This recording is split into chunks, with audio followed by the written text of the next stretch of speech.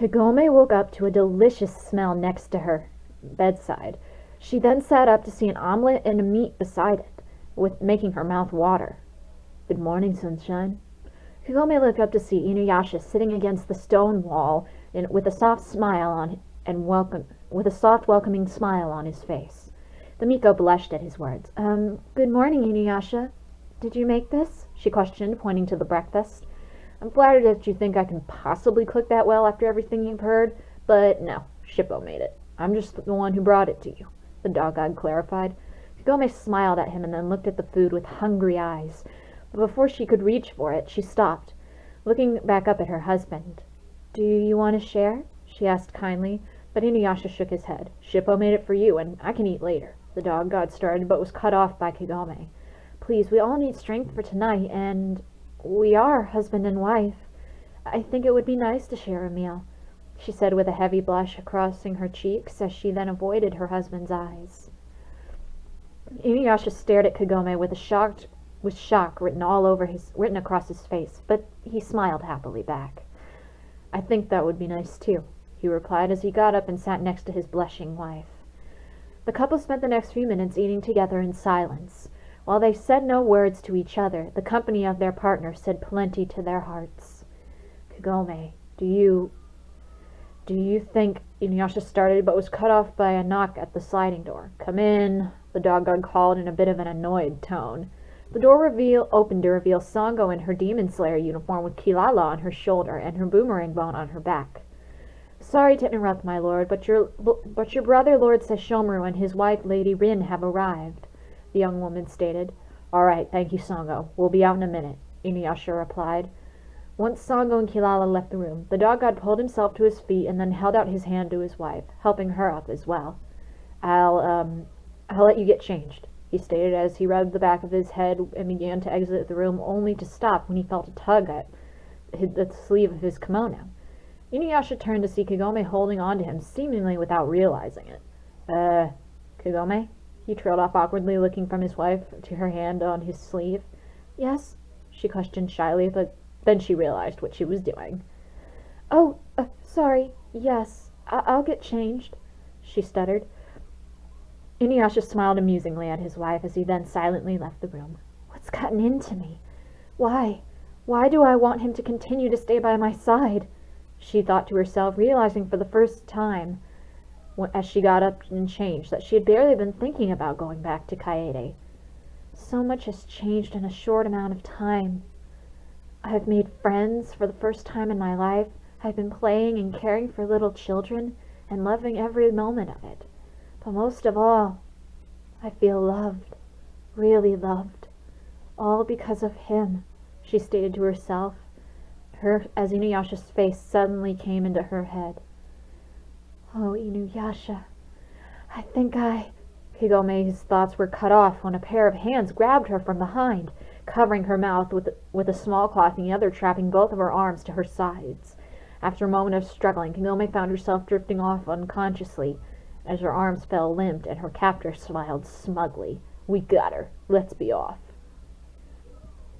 "So you've gotten married, and we have yet to meet this unlucky girl until today, little brother?" Sesshomaru stated crossly. INUYASHA frowned at his half-older brother, who, like himself, had golden eyes, long white hair, but Sesshomaru had elf-like ears instead of dog ears. "I'm sorry, it wasn't like you were living next door and I could just walk over and tell you. You live on the other side of the freaking country," the dog god retaliated with a growl in his throat. All right, both of you knock it off. Darling, apologize to your brother. He's very busy, and I'm sure he would have told us had he had the time," Sesshomaru's wife Rin snapped. Rin was a very beautiful young woman with the same age as Kagome, who had long black hair, wore an orange checkered kimono, and had light brown eyes. "Very well, Rin. I apologize, brother, but before we proceed with battle we have come all this way for, me and my wife must insist on meeting our new sister first," Sesshomaru proclaimed. Okay, fine. You can meet Kagome. INUYASHA started, but was cut off by Sango and Kilala sprinting from the other corner of the room in a state of panic. "My lord, I have terrible news!" Sango exclaimed. "What is it?" the dog god asked seriously. Lady Kagome has been abducted, the demon slayer proclaimed in a scared tone. Inuyasha's eyes widened, but for a moment he could do nothing but try and process what he had just been told. Kagome, was all he managed to say. Smack. Get a hold of yourself, Inuyasha. Now is not the time to break from your senses, Sesshomaru shouted after smacking Inuyasha hard in the face. Miss Sango, please tell us what you know of the disappearance of Lady Kagome, the older brother then demanded. Sango took a deep breath and let it go before speaking. Well, when I was knocking on the lady's door a short time ago, she didn't answer, so I went inside and I found this note. The demon slayer trailed off as Kilala handed her a piece of parchment, which Sango gave to Inuyasha. What does it say? Rin asked as Inuyasha then read the note aloud. Mutt-face, I have your woman. Unless you want me to kill her, you will come to my cave and tell me I can have your land. You have 12 hours. Lord Koga. After reading the note, the dog god's hands were shaking with rage. Damn that wolf! When I find you, no real god will be able to save you, he growled, his eyes turning red. Lord Inuyasha, Kagome Sango started, but Sesshomaru cut her off. Don't get any closer to him. When a demon's mate is in trouble, they will destroy any and everything in their path to get to them. Miss Sango, get Monk Moroku, your brother, and summon the demon army, for we will retrieve Lady Kagome alive. Unhand me! Kagome demanded as she tried to break free of Koga's grasp on her arm as he led her into the cave full of hungry wolves and wolf demons. Stop squirming, will ya? I expect you to be a good little mate for me, the wolf demon replied in an arrogant voice. Kagome's eyes widened at his words. Mate? She started, hoping this was a cruel joke. That's right, I really like you, Kagome, so I'll spare your life of humiliation with that half-breed, and you'll be my mate. A powerful wolf demon as your mate. Me, Koga stated smugly. Kagome frowned, feeling something inside her snap. That's it! I'm so sick and tired of people telling me what to do with my life! I'll tell you what I want. I want to be with people who actually give me a choice overall. And that is not with you, that is not with Kaede, but Inuyasha! The Miko screamed, her face turning red with anger. Koga blinked and then smiled as he patted Kagome on the head with a chuckle. Sweetie, you don't know what you want, but in time you'll grow to love me, Koga promised as he led Kagome to the cave chamber and threw her down on a pile of furs. Nice looking prey, Koga. Can I have one of the legs? One of the wolf demons behind Koga asked, licking his lips. I'd claim first dibs on the liver, said another. This woman is off limits for eating, and I'll kill anyone who tries to take a bite, Koga barked, angrily making the other wolf demons cower in fear. If you think Inuyasha will hand over the land he protects, you're wrong. He is a much stronger and kinder leader than you'll ever be, Kagome shouted on from the fur pile. Koga laughed deeply and cruelly, scaring everyone in the cave except for Kagome, who continued to look up at Koga with an unfazed, angry expression. Kindness? If you want to be a leader, you have to learn to control people and make them follow your commands without fail. Kindness makes you weak and vulnerable. That's why the mutt didn't notice us sneaking into his stupid underground cave. How did he not notice then? There was a spiritual barrier around that underground cave. There's no way you could have gotten in without being purified or caught, Kagome demanding an answer. Oh, it's true. We demons can't get inside of a spiritual-powered barrier without being killed in the process trying. That is, unless you have someone with spiritual powers on your side. Koga trailed off as the crowd parted to reveal a figure Kagome never expected to see. Kaede? Kagome shrieked in shock. My child, oh, how I've missed you, the old woman said sweetly. How? Why? Kagome stuttered. The old woman kneeled down and hugged her tightly. After you were taken by the so-called dog god, a short time later I met Lord Koga, who told me in reality the dog god himself was just a lonesome half-demon, meaning to destroy us all once he had the two of you were mated. So we agreed the best way to deal with all this was to destroy the fake god and rescue you. And now that you're here, we don't have to worry about hurting you when we attack the beast and destroy him and all of his followers, the old Miko said as she tried to hug the young Miko again, but to the elder's surprise, Kagome pushed her away. Excuse me, may I have a private word with my former teacher? Kagome asked firmly, looking at Koga and his pack. Very well, just don't take too long, the wolf demon tribe leader said as he took his pack told his pack to clear out in the other cave chambers. Once they were alone, Kaede turned back to Kagome.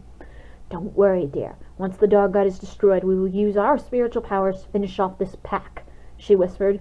No, Kagome said firmly. No. What do you mean, no? That half-breed beast kidnapped you and forced you to become his mate.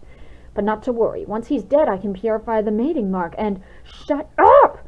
Kagome gritted, cutting Kaede off. You raised me and taught me how to use my abilities, and for that I am grateful. But have you ever asked yourself what I wanted from all life could offer? No, you didn't. You told me what I had to be, and what my destiny would be. Back then I didn't even have the strength to tell you what a lonely life you were planning for me was not what I wanted. I wanted to fall in love, get married, have children, and have friends to talk with and be with. Yes, I am a Miko, but I am also a woman, Kagome shouted at the last words. Kaede looked at her with a shocked expression, but then it became angry. How dare you, you disrespectful child! I'm not a child anymore, nor am I yours to be controlled. I'm married and mated to INUYASHA, who let me be myself, and I love and will always, and gave me the love I had always dreamed of finding, and I will not let you kill him. He will come for me, and we will go back home, my real home, together. I will never live with you again, Kagome stated harshly. Kaede stared at Kagome with a blank expression before slapping her across the cheek. How dare you speak to the woman who raised you in such a way? I know what's best for you, so you will do what I say, the old woman shouted, but to her surprise, Kagome stood up and began to walk away from her. No, I won't. I'm going home, the young Miko stated. Suddenly a flash of red and white burst into the cave. Wolf! It growled. Kagome smiled. INUYASHA!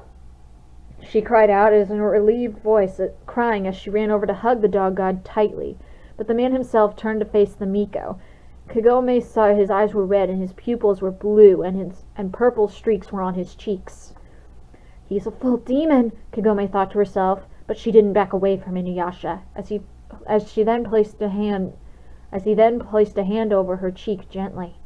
Kagome, he whispered, relieved as he leaned forward to kiss the Miko's soft lips. At first Kagome was shocked, but then she realized she had been waiting for this moment for quite some time without realizing it. Now it was as if a great fog in her head had been cleared. She wanted to stay with INUYASHA and the others back in the underground cave permanently. She wanted to stay as the dog god's mate and be with him forever. So she sweetly and fully kissed her half-demon back, with all the love she could possibly muster that was within her heart.